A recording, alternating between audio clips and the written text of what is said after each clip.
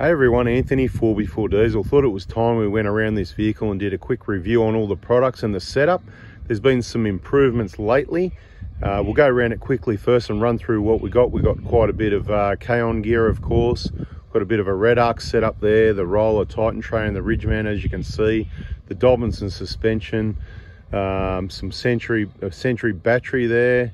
Bada bing, Oricom handheld, and some, Oricom gear, antenna, the K-On mount, a few bits and pieces. So we'll just run around it quickly, have a look at a few things, and then we'll go around a second time and go over a few things we're going to or have made improvements on, and perhaps some things that are mistakes. We've got some really good ideas here, obviously from the mechanical perspective, and lots of outback traveling and lots of tracks, lots of things to avoid and that sort of thing. So this is a touring setup, so this is more for the people that are planning to be touring around Australia, that sort of thing, or whatever country you're in. So a few things to consider. Got a bit of activity here at the moment, a few bikes and cars. We'll just let those clear perhaps, and we'll take it from there.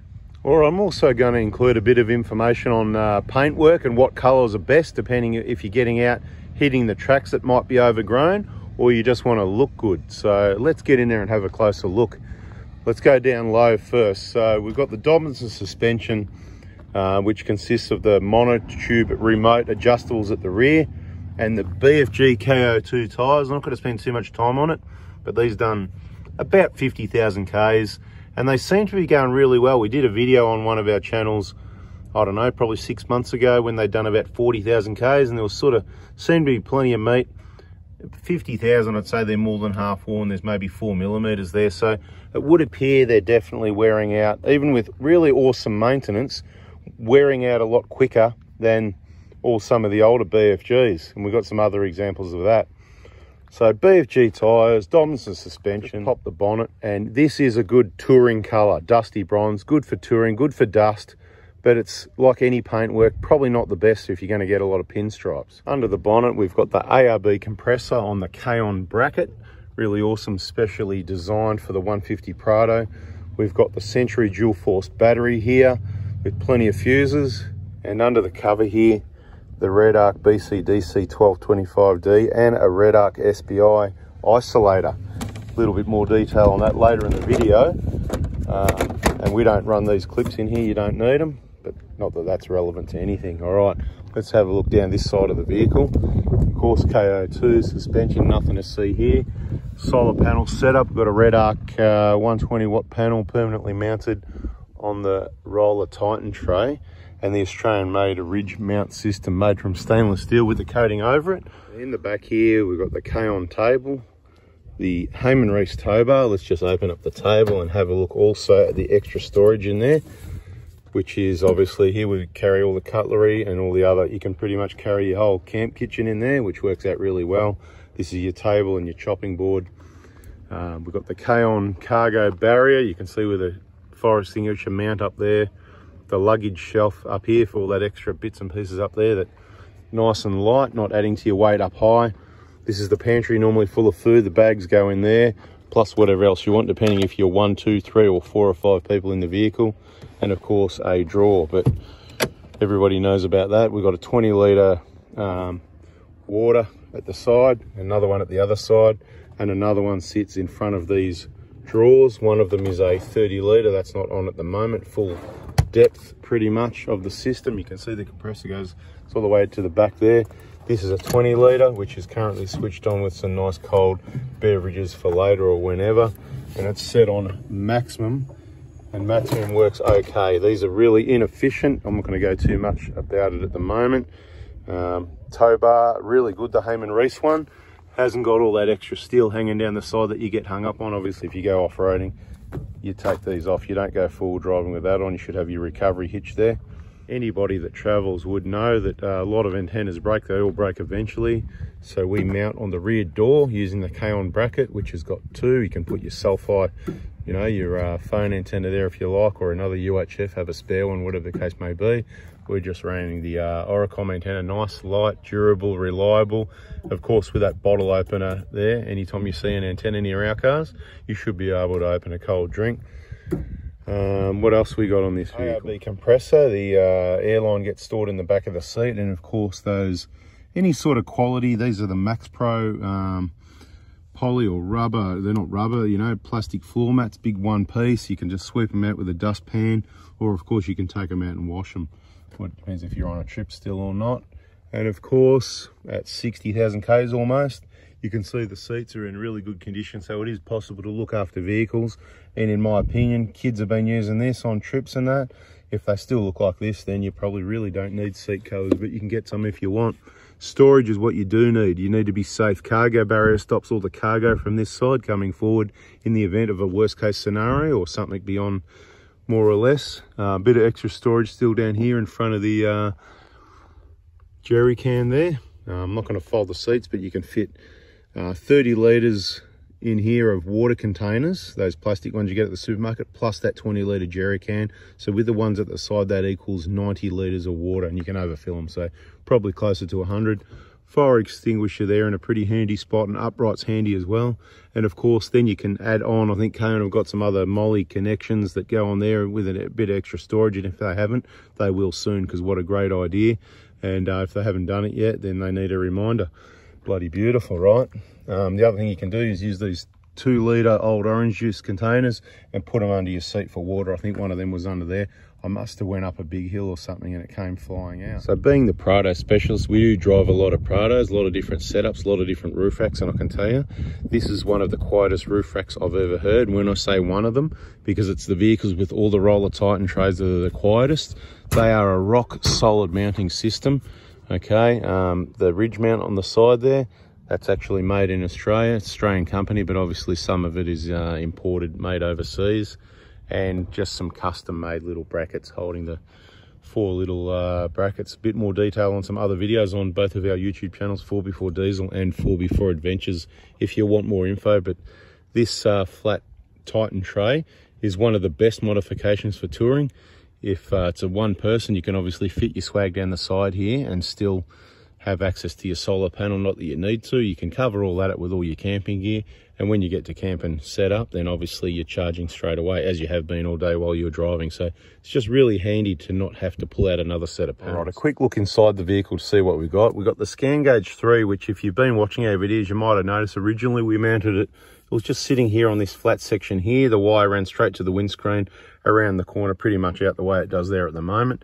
And somebody did offer me a thinner cable. A thinner cable would be good, and I might be able to tuck this one in a bit better. It's not too bad. I just store a spare hat up there, so it sort of hides the mess, if you like. But it does need to be a bit more flexible, the cable, to get it to all fit in nice and neat. But it fits in neat along the bottom of the windscreen. It fits in, and down the side in the trim like everything else. It's just through there is my issue at the moment, without pulling too much stuff off, which I haven't worried about. But the point is here, it wasn't in my view. It was really good, but it was mainly at night time. You'd get, even on the lower setting, you'd get a bit of reflection from the screen up onto the screen, which was a little bit distracting and annoying. So I decided to just move it across, and that's definitely the best position. It's even more out of your view than being out of your view, and you don't have any issues with that reflection on the screen, that sort of thing. We'll give it a bit more testing, so stay tuned. But Scan Gauge 3, really good to give us the information on a 1GD FTV that's got lots of sensors and stuff like that, which you really want the information on these to make sure everything's working right. We've got 2 quad locks. This one's wireless charging. That one over there is mainly for a bit of camera work. If we want, you know, that one where we got it facing out the windscreen, showing you where we're going, having a bit of chit chat, bit of a, call it a, you know, chit chat thing. But also we've added in the air on board USBs to the auxiliary battery. So one there, another one there, another one here. I think that's just the 3 along there. And this one, another whatever size fits in there. All just off eBay. Personally directly wired to the dual battery setup. Happy days. I don't know that there's anything else in here. Good little spot for that Oricom handheld UHF. It just slips in there. It's like it's meant to be. Bada bing. We carry a spare one in the console as well for if we're out of the vehicle, or if one happens to let you down, then you've got a spare. And if we want to hook up the antenna, the wire just sits here, and that just unscrew that antenna off the top there. This is a 5-watt handheld. It'll work just as good as a wired in UHF, and the battery lasts days and days, even with a fair bit of chat. I'd say I'd say 3 or 4 days with the average amount of chit chat. If you didn't talk, it'll probably last you a week, because transmitting uses the power. But that just screws on, and it literally sits perfectly right here and I don't need to move it. I just press the button literally against the seat like that to transmit, talk from here, and everyone can hear me loud and clear. So it's got really good clean gain on the antenna, on the microphone, sorry, whatever. So that's really good. Just tuck that back down there where it sits out of the way when I'm not using, of course, the Max Pro floor mats at the front. And this is a testament. Let's have a look at the other side. And you can see how owners and drivers of vehicles sometimes look after vehicles so much better than passengers. You can see I'm out in the bit of the dirt and the dust at the moment. The car's a little bit, tyres a bit dirty, a bit of dust on the vehicle. And g'day, how you going? And have a look at my mat, how clean it is and how not damaged this Max Pro thing is, because I don't drag my feet. Even though I put the tape there for the odd accident, you can see over the years, less than 2 years old this vehicle, but the boots have hit there a couple of times. You know, climbing in and out with the boots, whatever. Not these, not normally wearing these ones, but quick slip on for this little drive. And point is, lift your feet in and out, just like you don't slide off the seat, and you won't wreck this foam. It'll last forever. If you turn and slide off, you're just going to mince this, and you're going to end up with seat problems if you haven't got it already. That's why there's side steps. Put your feet on the steps, turn, feet on the step, and step off. Sounds like someone's having a play somewhere. What's going on over there? Oh, he's out now, that's right. We might get some footage for you, might get a bit distracted. So look how good condition they are is my point. Let's go to the other side and check that out. Have a look at this one. There's not even anyone with me at the moment, so I can tell you. Have a look at that, all the red scratched off. The end of the plate's bent up. It's absolutely hammered, but you know what? These have got a lifetime warranty, so I don't know if warranty's covered by rough people that can do that to a set of mats in about 3 years. These came out of our 2019 Prado. It did 60,000 Ks in that vehicle, I guess, and it's done nearly 60 in this, so they're about 120,000 Ks. And that goes the same with the Dobinson suspension. Dobinson suspension in the front and the rear of this vehicle actually came out of the 2019, which I wasn't happy with the vehicle, but the suspension I was happy with, and I really wanted to test it out a bit further and see sort of, you know, how many kilometres. I mean, 60,000 is not enough testing for me. G'day, how you going in the reflection there? 60,000 is really not enough testing. I really wanted to push it a bit further. And it's absolutely been punished, absolutely hammered in the outback. It's done a whole heap of kilometres up and down corrugated dirt roads, and it still works perfectly. Now, I've got to tell you, there is a little bit of noise there when it's cold, particularly. You know, those pigeony noises when you get a bit old, worn suspension on a lot of older cars, that sort of thing. There is a little bit of that, but it actually, the control situation actually works perfectly. And once it warms up a bit, you don't notice it. So it does work really well at 120, which, given the punishment, is really good. We sell quite a few kits each week of Dobinson suspension for Prados that get sent everywhere around Australia, and nobody has had any complaints of anything breaking or leaking from any of those monotube kits I've sold in at least the last 5 years, which I think is just absolutely amazing. And that's why brands like these brands do get onto our window sticker. Red Arc, those SBIs, never heard of a problem with one. There's literally thousands or tens of thousands of them out there. The roller roof rack's awesome. The Dobinson's monotubes are awesome. Trevor from Dirt Road 4x4 helps us out with a few things you can get from him. If you need a set of Max Tracks, think of him. You know, if you need to get one of those auto fix things, it's up to you. There's a few options out there. Sometimes the scan gauge works better for you because you want transmission temp and some other readings that they don't cover, and you want to have a unit sitting there at the screen that you can watch and monitor all the time and still be able to clear codes. But different, you know, horses for courses, I think they said. Melandy, that's old news, don't worry about that. They did supply those drawer fridges, which I'll talk about more soon in the video. I'm just running through this. It just got me motivated to tell you why. You know, quality brands working around, but, you know, maybe there's a bit of, you know, every battery's awesome. You know, good battery advice. If you speak to Ray in Victoria, of course, he's the man. And if you're lucky, if you find him in one of the shops or something like that, you'll get some good advice and a good discount. Don't forget to say Oz Prado Crew or 4x4 Diesel. Discount Anthony, the Prado guy, and, you know, minimum 10% discount. They'll match prices and they'll look after you wherever they can. Century, that's what the battery we've got in this vehicle. Awesome batteries. A lot of them Australian made, not all of them. iDrive, we don't actually use in this vehicle. We should probably get another one. I wasn't happy with it in the 2019 because it was messing with the transmission shifts too much. We've got one in the 120. It's just on U1, and you've got to be careful or it will kick the transmission around and shift gears the way I don't like it to.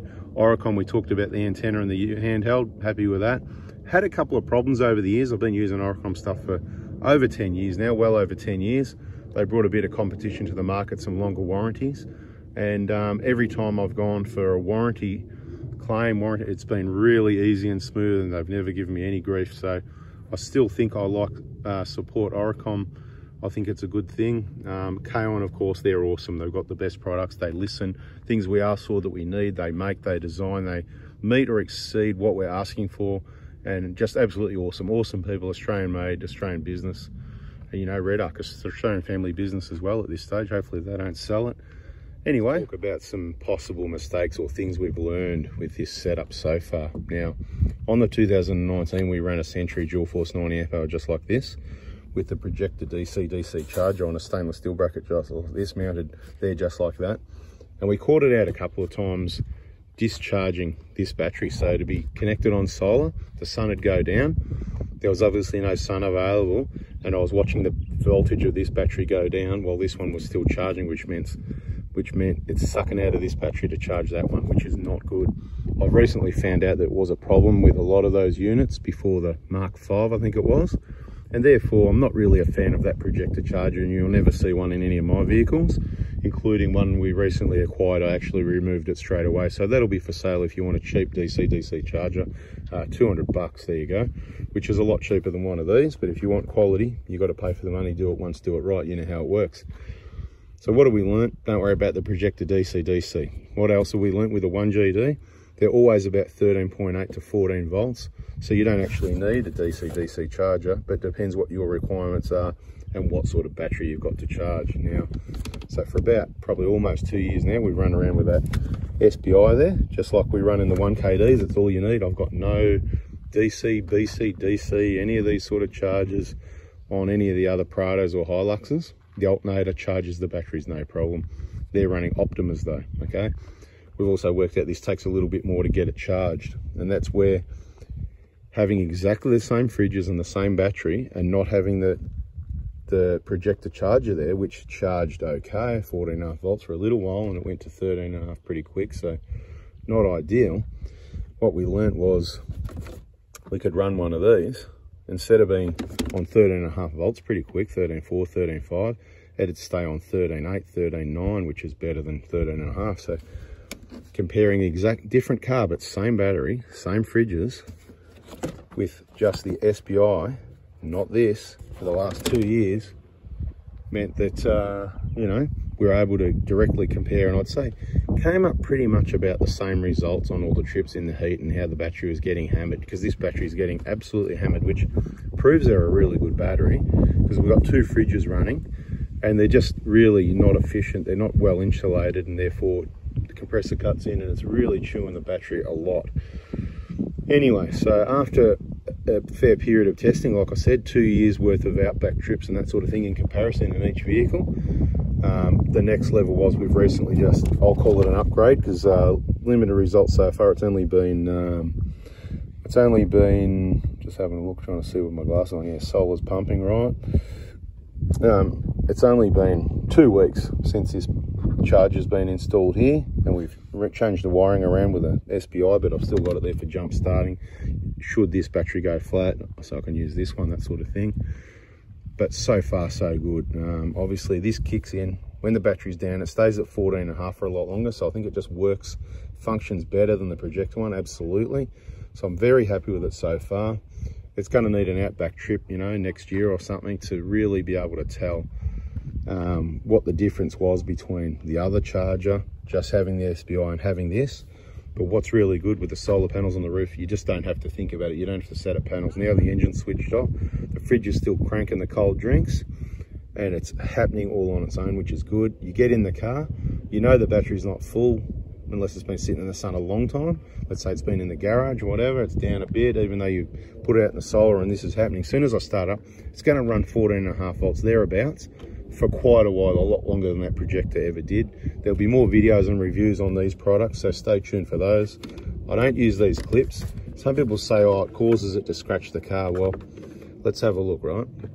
Remember, I see a lot of these, 300,000 Ks, 100,000 Ks, 200. This is done 60. See this starting to scratch through? So I could say you're right, but you're wrong, because the clips don't stop. They're not tight enough to stop that moving. Okay, so this is kind of like reviews all over the joint, right? Right, see this thing here? the clips, the plastic clips that sit in there and there and there, they don't sit tight enough to stop that moving or to keep the dust out from in between there. The best way you can stop that is, if you're worried about it, you can put some tape under it. You can clean the vehicle regularly by taking it off. Hey, guess what? That'd be easy to do if you didn't have the clips there, right? If you didn't have 10 or so clips, I'm not going to count them, it's more, I think it's 13, is it? Anyway, you know, if you didn't have to take the clips out, it'd be easy to clean, right? So less rubbing. I'll tell you the other thing. See that seal up there? When the bonnet's down, it presses really hard. See that line there? So that seal pressing there is going to give a lot more pressure to stop that rubbing around than those clips. So for those that wanted to argue, oh, you can't do that. Look, the grill's rock solid. I can grab on it. It's not moving, right? So there's no, it's not to do with anything structural. It's just a cover that can't move when the bonnet's closed. So therefore, the clips are just to make it neat and tight in. It sounded like a good idea at the time, didn't it, Toyota? Yeah, and it is good, but you just don't need them, okay? All right, so we talked about the charger down here, the battery. What else we got? Compressor's awesome. ARB compressors, it's a bit like these Red Arc products. It's a bit like these. Like, okay, some people might have problems with these BCDCs. There's a lot more electronics in those than an SBI. Never heard of a problem with an SBI. Got to say, super rare that I've ever heard of a problem with one of these. Probably never, once or twice. Probably one person that I can think of. Like the Dobinson suspension, like the roller roof racks. I don't know anyone that's had a failed one of these. I've absolutely hammered this. If you kill one of these batteries, you're either really unlucky or you've done something wrong. I'm here to tell you about what's good, what's worked, what's been tested. Nobody's paying me to tell you whether this battery's any good or not. Kaon have also come up, this is a custom bracket we made for the fuses, but Kaon, when we did this, we said, hey, you know, and guess what they did? So it's available now, just like they came up with this compressor mount bracket and the cap, you know, to cap it up and whatever, the one that doesn't leak. I just leave the switch out here because when I pop the bonnet and turn on the compressor, I don't want to have to go in the car for a switch. Get out the car, engine running, pop your bonnet, grab your air line, come out here, plug it in and switch it on instead of having to go back. But hey, each to their own. I've just put a bit of a plastic bag over it because technically it is an indoor switch. It's not going to be completely weatherproof. Now let's talk about colours a little bit for a minute. You can have a look over here, actually. Have a look at these guys. There's a green one, that's Pinstripe City. Silver looks nice, not too bad. The white car there, yeah, there's the white car. That's what you want for okay, let's have a look here. I've purposely gone and driven past a few bushes on the left side. See those lines there in the dust? Generally they look worse than what they are. So let's just give it a wipe like that. When it's wet, whatever you don't see when it's wet pretty much means it'll polish off. So there's nothing there. We'll surely hit the back a little bit more somewhere. Right, this looks like one. Here we go. This looks like a bit deeper, right? Hang on, let's just let that dry for a minute. Yeah, I'm spitting on the car. Here we go, let's do a line through here. There you go, there's a good one. There's a pinstripe, okay? See the difference? I don't know how, with the lighting situation here, how much you can see, but here, there's no scratches. You can see there's a scratch there. So we've got a good one that runs from about here. And that's the whole point with colours. You've really got to consider. You've got to consider your colours a bit. If you're going to go and hit the overgrown tracks, white is absolutely your best colour. That's the colour you want to look for. There's really no compromise. It's so easy to look after. It's so easy to not see scratches, and it's so easy to clean up and polish it up. And you don't want to be out there polishing it up all the time.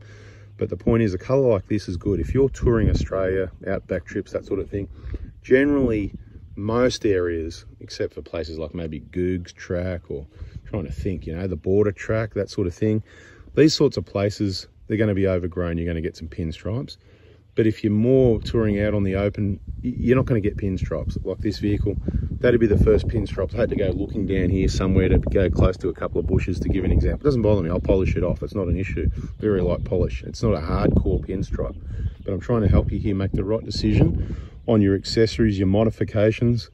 You don't need heavy duty side steps if you're touring, all right? Depends what crazy tracks you're going down when you're touring, I guess. This hasn't got underbody protection. It hasn't got a bull bar. It hasn't got all this weight you don't need because I'm trying to keep the weight down to keep it within its maximum, what it's allowed to be, or close as possible to, right? So I'll tell you straight, when I'm absolutely fully loaded chocolate block, water, fuel and everything, 3150. Some people wanted to know that. That's what you get for hanging around, 3150. So technically what's that, 160 over. So of course I've got to dump some water, dump some fuel and eat some food or something like that, or dump one of the kids or something like that. Anything like that will solve the problem. And I'll say it, that, you know, so you wouldn't be over for long. Your heavier off-road tyres all add to this. Everything adds to it, okay? So you want to keep it to a minimum. And this is the touring setup. That's the review. What else could I say? What's a mistake that I should have done? Antenna's good. Look, let's go to the drawer fridges. Drawer fridges are a problem. All the table's awesome, and the storage in there's great. The storage system's great, actually. Could do with a few minor tweaks, but nothing worth talking about. There's no hinges here. There's nothing to get full of dust and dirt. It's just literally built. See, the sides are, right, they're the lowest point, and it just slides easy. But if you open it on a hill, you're not actually going to, it's not going to keep sliding out on you. It stays where you put it, more or less, because there's a little bit of resistance there. Got something small, some rubbish, just pop it through the hole. The hole's your handle. The hole saved you a little bit of weight. And of course, you can lock it if you want, and you can lock it in position to literally lock it, you know, if you want to keep your ammo in there or whatever it is. So really good. Of course, we've got the chopping board here. There's another extra chopping board. Trays down, that's out. You know, you can access your fridge. This comes all the way out, just clears the table. So it's a really good design. This one comes above all the way out, so 50 litres of fridge storage. The problem is the insulation is really not that good. When the fridge is on, I can feel all the cold here, all the cold's going straight out there. There's just not much, you know, meat there at all. I don't know how the lighting condition is out here with the sun shining today, but all this insulation, just not the best, which means the heat's in, the cold's out, the compressor's running. When I open the back of this vehicle on a trip, just about all the time there's at least one compressor running. I'd say pretty much all the time there's at least one, and more often than not, two are running. If I'm in 30, 32 degrees, 35 degrees, hot day like this, mate, those fridges are absolutely hammering that battery, which is why I say everything here is really good. None of this makes any squeaks or rattles, all this K-on gear. We've got some dunny rolls up there. We've got spare towels. We've got a nice little edge on the storage. If you're traveling one or two people, you don't need a setup like this. You probably want something like a fridge. You want to top over your fridge so it slides out, a normal sliding fridge. You don't want a contraption that drops down. You don't want any of that. You want a single drawer, because drawers limit your space. You want a full capacity drawer like this, not something that comes in this far and there's all these hinges, and this is a maximum capacity. So side to side, it's a full drawer. You fit more in, okay? This open space here, you can put whatever you want here. You can put those, you know, those big black Stanley containers. They do fit in there. Yes, that's right. You want some sizes, check the other videos. Check our playlists, storage system ideas, whatever. You'll find the other videos. Permanently mounted projector charger here. Got one of those in the 120, one in here. That way, when it's parked in the shade to look after the vehicle, you can plug it in. It charges your battery, runs your fridges, depending what the setup is. These are 12 volt only, so there's no 240 volt conversion on this one. A lot of people like to ask what the clearance on the roof rack is to the roof. Well, I haven't got a tape measure, but on a visual guess with these sunglasses on, I reckon it's minimum down to about 35 mil at the closest point in the middle there.